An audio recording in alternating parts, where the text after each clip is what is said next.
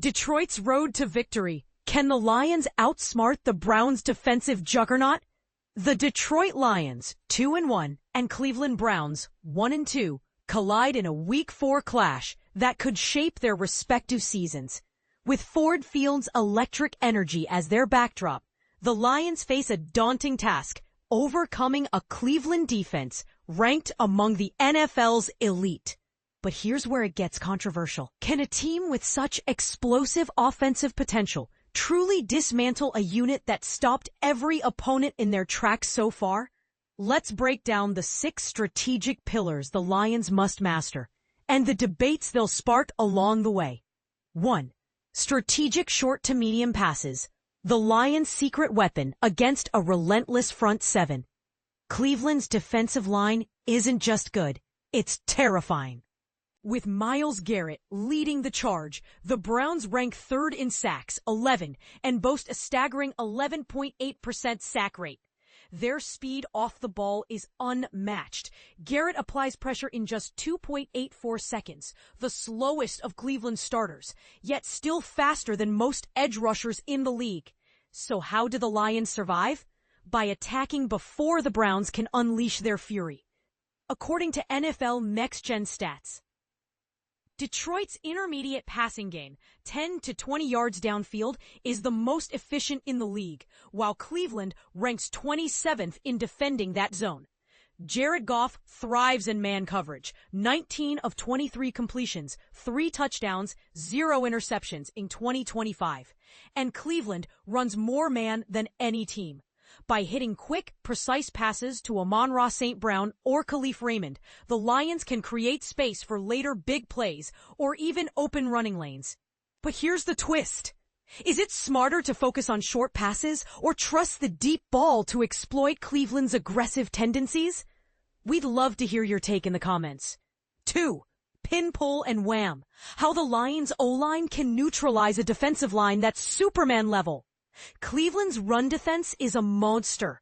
They lead the NFL in rushing DVOA, yards allowed per play, 2.3, and explosive runs, 0 10-plus yarders. But even Superman has kryptonite. The Lions' offensive line has a secret arsenal, creative blocking schemes. In their Week 2 win over Baltimore, they used the pin-pull, where a wide receiver or tight end crashes down to redirect a defender, allowing linemen to pull and create a new hole. Against the Bears, they deployed the wham, where a wide receiver blocks a defensive tackle to free up a tackle for the edge. These plays require elite linemen. Hello, Penei Sewell. And a RB who can burst through tight windows. Jahmyr Gibbs, who reaches the line of scrimmage faster than any back in the NFL. But let's debate. Are these high-risk, high-reward plays sustainable against a defense this disciplined? Or should the Lions stick to their bread-and-butter zone schemes? Share your thoughts below. 3. Pre-snap motion. The art of making Cleveland guess wrong. Imagine a chess match where you force your opponent to move first. That's the Lions. Pre-snap motion strategy. At 69.7% of plays, Detroit leads the NFL in motion usage, and it's paying off. 7.2 yards per play with motion versus 4.2 without it. Against the Ravens, they even unveiled the Maryland I formation, leaving Baltimore's defense scrambling. With Cleveland relying heavily on man coverage, most in the league, these motions create mismatches. For example, moving Khalif Raymond away from the play direction lures a safety out of position, opening lanes for Gibbs. But here's the catch.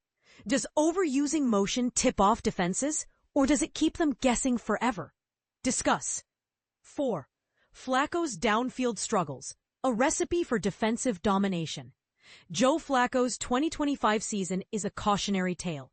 Despite throwing more than any QB in the NFL, his numbers are abysmal. Only 9 completions on 24 attempts beyond 12 yards and a 11.8% sack rate. His receivers average just 3.1 yards of separation, a 29th place ranking. Defenses have capitalized by stacking the box and forcing tight window throws.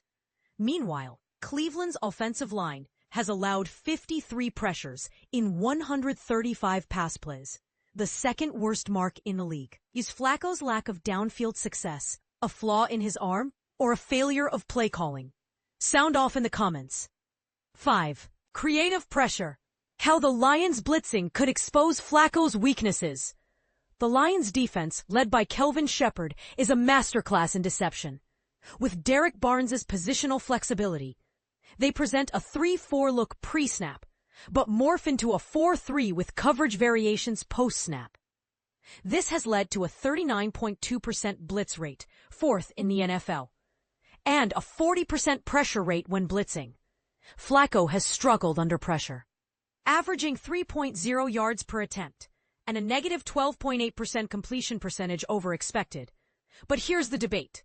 Is blitzing too often a risk, or is it the only way to disrupt a stagnant offense? What's your take? 6. Stop the rookie surge. Can the Lions contain Cleveland's emerging RBs? While Cleveland's passing game flounders, their rookie running backs are gaining traction. Quinshon Judkins, 5.5 YPC, 8th in the NFL, and Dylan Sampson have combined for 94 yards in Week 3 alone. Detroit's run defense ranks 5th in DVOA, but their raw stats, 11th in rushing yards allowed per game, suggest room for improvement. Should the Lions double-team Judkins from the start, or let him wear them down? And finally, what if the Browns' rushing attack suddenly clicks? Share your predictions in the comments. Final thought. The Lions' blueprint hinges on exploiting Cleveland's weaknesses while avoiding their own. But in a game this high stakes, even the smallest misstep could be catastrophic. Do you think Detroit's strategy is sound, or is Cleveland's defense too formidable to crack? Drop your insights below. Let's get the conversation started.